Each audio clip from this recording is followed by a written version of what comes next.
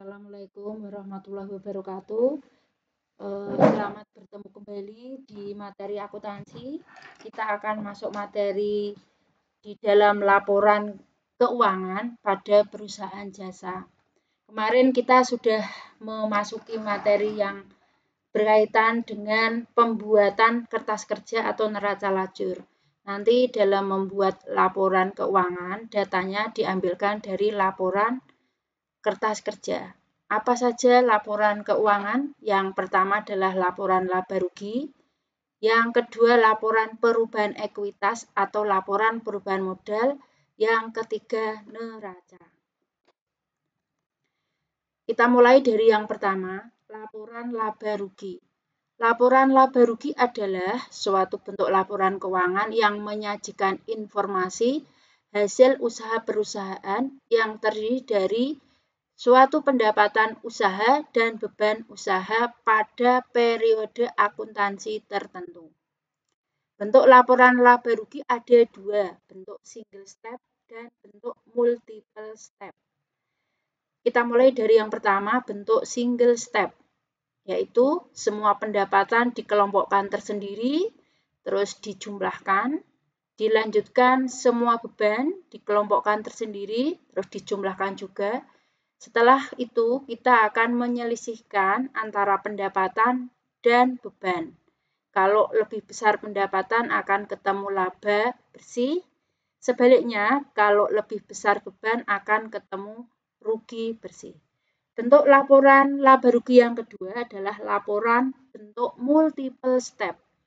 Di sini intinya pendapatan itu dibedakan antara pendapatan usaha dan pendapatan di luar usaha atau pendapatan yang bukan karena melakukan usaha. Pendapatan usaha contohnya, misalnya ini perusahaannya itu perusahaan jasa di bidang transportasi, mendapatkan usaha dari transportasi, dapat uang dari transportasi itu disebut pendapatan usaha. Contoh yang pendapatan di luar usaha misalnya dari pendapatan itu ada yang ditabungkan di bank akan memperoleh pendapatan bunga. Bunga di bank itu bukan karena usaha pokok transportasi, tetapi di luar usaha. Itu disebut pendapatan di luar usaha. Untuk lebih jelasnya, kita langsung pada implementasi soal. Kita tahu bentuk laporan yang pertama tadi single step. Pertama, selalu ditulis. Di sini nama perusahaannya dulu ditulis. Terus, jangan lupa setelah menulis nama perusahaan adalah periodenya akuntansi. Ini per 31 Desember 2018. Datanya kita ambil dari mana? Dari kertas kerja yang sudah pernah kita buat.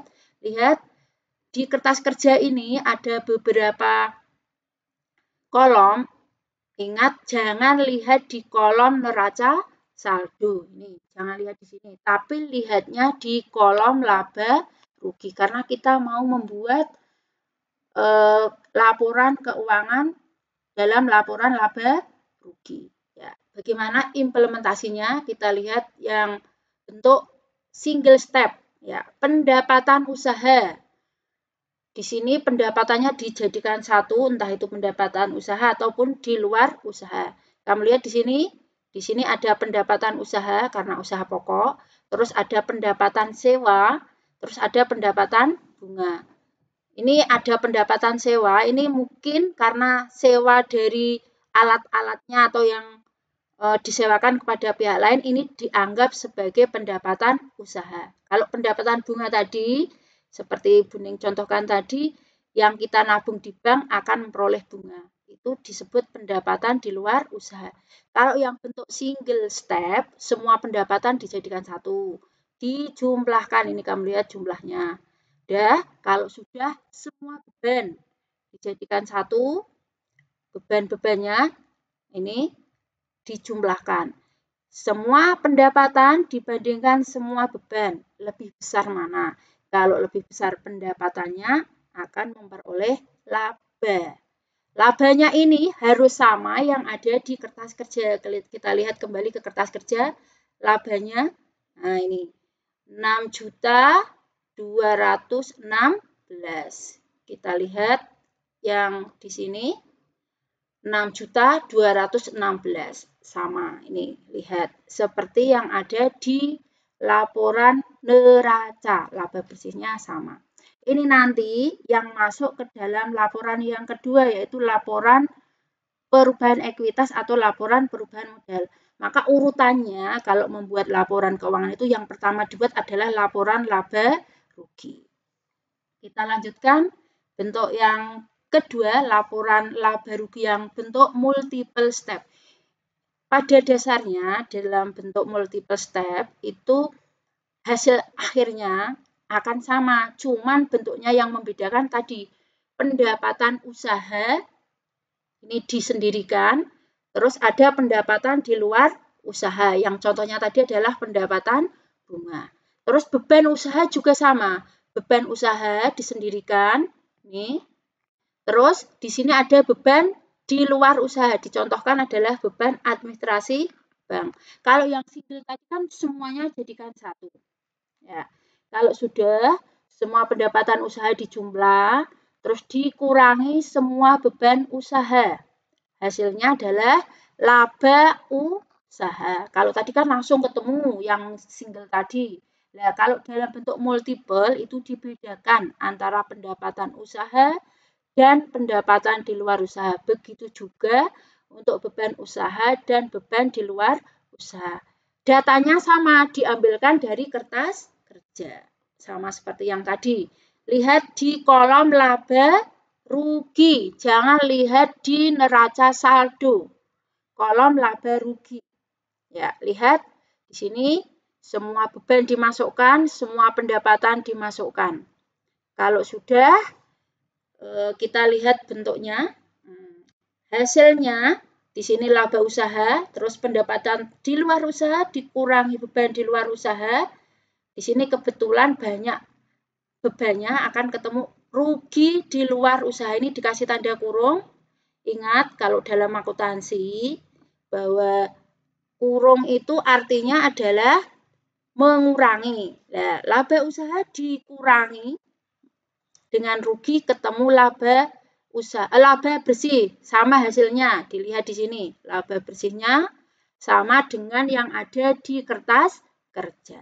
Nah, sekali lagi jangan lupa dalam membuat laporan itu judul perusahaannya selalu ditulis dulu, ini tadi kelupaan kuning. Judul perusahaan atau nama perusahaannya. Kalau sudah membuat laporan laba rugi, dilanjutkan yang kedua yaitu laporan perubahan ekuitas atau laporan perubahan modal. Apa itu laporan perubahan modal? Adalah suatu bentuk laporan yang menyajikan informasi mengenai perubahan yang terjadi pada ekuitas atau modal suatu perusahaan pada suatu periode akuntansi. Unsurnya apa saja? Yang pertama modal awal, yang kedua laba atau rugi bersih, terus ada setoran atau penarikan pemilik atau yang sering disebut dengan free float, terus modal akhir. Kita lihat implementasinya. Nah, dari mana? Datanya nanti sama, diambilkan dari kertas kerja dan dari laba atau rugi yang diambilkan dari laporan laba rugi yang tadi kita buat di awal tadi. Langkah-langkahnya, beri judul dulu, ini judul laporan. Kalau sudah, isi laporannya modal awal. Ini modal awal. Diambilkan dari kertas kerja. Terus laba bersih ini. Laba bersih ini diambilkan dari laporan laba atau rugi. Terus pengambilan free float ini ambilnya dari kertas kerja. Terus di sini namanya penambahan modal. Kalau di sini laba bersih dikurangi free float hasilnya lebih besar labanya. Sebaliknya di sini pengurangan modal jika di sini bukan laba tetapi rugi. Kalau sudah ketemu modal awal ditambah penambahan modal akan ketemu modal akhir. Modal akhir ini nanti yang akan masuk ke neraca. Sekali lagi datanya diambilkan dari kertas kerja di kolom neraca. Lihat di sini modalnya adalah yang ini diambilkan. Modal awal ini. Terus FRIVE penambahan tadi, pengambilan untuk keperluan pribadi ini tadi. Nah, kalau sudah, kalau labanya bisa ambil dari sini, dari laba bersih ini atau dari laporan laba rugi yang sudah kita buat tadi. Tuh. Kita lihat ke laporan perubahan tadi, jangan lupa kita ambilnya selalu dari kertas kerja. Nah, ketemu modal akhir yaitu 456.566. Ini nanti yang akan masuk ke dalam neraca sebagai modal. Ya, makanya kalau salah di depan, misalnya salah dalam pembuatan laba rugi, kesananya dalam laporan berikutnya juga akan salah. Kita lanjutkan laporan yang berikutnya adalah laporan neraca atau laporan posisi keuangan. Neraca itu apa? Neraca adalah suatu bentuk laporan keuangan yang menyajikan informasi mengenai posisi keuangan berupa harta, utang, modal pada suatu perusahaan untuk suatu periode akuntansi tertentu. Unsur-unsurnya ada 3, aset atau harta, utang, terus modal. Seperti kita ketahui bahwa dalam laporan laba rugi tadi ada 2 bentuk. Di neraca juga ada 2, bentuk sekontro atau sebelah menyebelah dan bentuk stafel atas bawah. Ya, kita bisa membedakan setelah lihat bentuknya, sekontro, sebelah menyebelah. Sebelum ke situ, langkah-langkah penyusunannya bagaimana dulu? Selalu ditulis judul laporan. Terus isi laporannya apa? Ada 3 tadi, aset atau harta, kewajiban atau utang, terus modal atau ekuitas. Kita lihat contohnya atau implementasinya dari neraca bentuk sekontro. Tadi sebelah menyebelah. Ini sebelah kiri, ini adalah untuk aktiva, sebelah kanan, ini adalah untuk kewajiban dan untuk modal. Datanya dari mana ambilnya? Dari kertas kerja. Nah, lihat kertas kerja diambilkan dari kolom neraca. Jangan sampai keliru, lihatnya kolom neraca. Yang masuk debit sini, ya debit ini nanti masuknya adalah di aktiva. Sedangkan yang masuk kredit, ya sini, yaitu terdiri dari utang, terus modal, ini masuknya nanti pada pasiva. Ya, ini modalnya nanti bukan yang ini yang masuk, tetapi sebesar modal akhir. Lihatnya di mana tadi? Di laporan perubahan modal. Ya, kita lihat kas di sini 70.880. Kita lihat di laporan neraca kasnya berapa tadi? Nah, lihat kasnya di sini 70.880.000. Dilihat di mana tadi? Di kertas kerja. Kalau sudah dilanjutkan piutang usaha, piutang bunga. Nah, ini cadangan kerugian piutang. Lihat di kertas kerja, cadangan kerugian piutang. Cadangan kerugian piutang. Oh, ini posisinya di kredit. Kenapa kok diletakkan di harta? Karena di sini posisi cadangan kerugian piutang mengurangi piutang. Jadi posisinya di aset tetapi kasih tanda kurung yaitu mengurangi. Ya, kita lihat.